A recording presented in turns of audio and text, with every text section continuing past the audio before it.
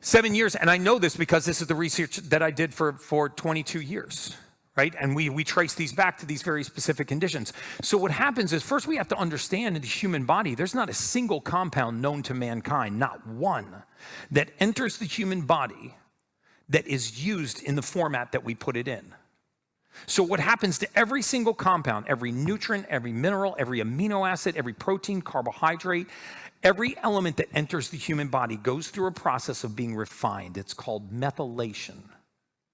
If your body cannot make this conversion, you have a deficiency. And it leads to some of the most common conditions that we suffer from every day, that we accept as a consequence of aging. But if we learned how to go back into the human body and find out what that raw material was that was missing, and we just put it back, you would be shocked at how well this machine can perform. Because God put us here to thrive, not to be average. We're supposed to have it all. But we accept such an erosion of our baseline sense of normalcy. We supplement purely for the sake of supplementing. We take advice from all kinds of gurus and industry leaders about what we can do to improve our state of optimal health. And we forget to ask our own body what it needs to do its job.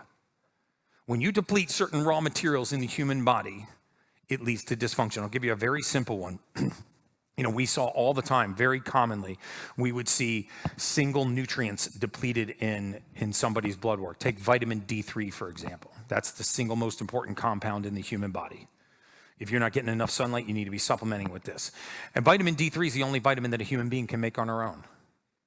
Not a single cell in your entire body lacks a receptor for that vitamin. So how important do you think vitamin D3 is to human function?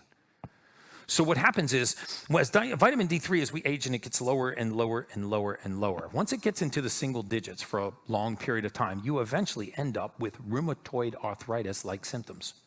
You don't have rheumatoid arthritis, but when you walk in to see your primary care doctor, you start explaining your symptoms, how your knees and your hips and your ankles hurt, and you're stiff and achy across the back of your shoulders, and it hurts now to make a fist.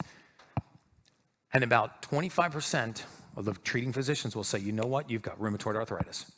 No blood work, no sed rates, no counter check. You've got rheumatoid arthritis, and we're going to start you on corticosteroids, right? Well, we knew in the insurance industry, because we chase death rates back to prescriptions, we knew that if you started corticosteroids, you had 6 years and 1 day until you were having a joint replacement. So now you had a clinical deficiency in a very simple compound in your body. You were missing vitamin D3, caused your joints to ache, and now you were diagnosed with a condition you didn't have, which led you to take a medication that you didn't need, which 6 years and 1 day later led you to have a joint replacement that wasn't required. As soon as you had that joint replacement, I would start to reduce what was called your ambulatory profile, how well you walk. Sitting, by the way, is the new smoking. Sedentary lifestyle is the leading cause of all-cause mortality right now. So now you start to reduce your motility. Then I would bring in all the diseases that exacerbate with reduced motility. So you were missing vitamin D3, got diagnosed with a condition you didn't have, took a medication you didn't need, had a joint replacement that wasn't required, and now all forms of mortality are approximating, coming from your future closer to the present moment. And I could not only predict the onset of, but the severity of, and how quickly you would succumb to that disease. And I saw this happen over and over and over and over again. You see, we have lost faith in humanity and mankind and the ability of this to heal this, right? This is the most powerful thing that we have. In fact, how many have you heard of Dr. Bruce Lipton or Joe Dispenza? If you're familiar with those guys, we're doing a documentary series right now called The Frequency of Truth, which I'll talk about at the end of my talk today. And I'll tell you some powerful techniques where we can harness the power of this to heal this. And we'll do it right here while we're in this event today.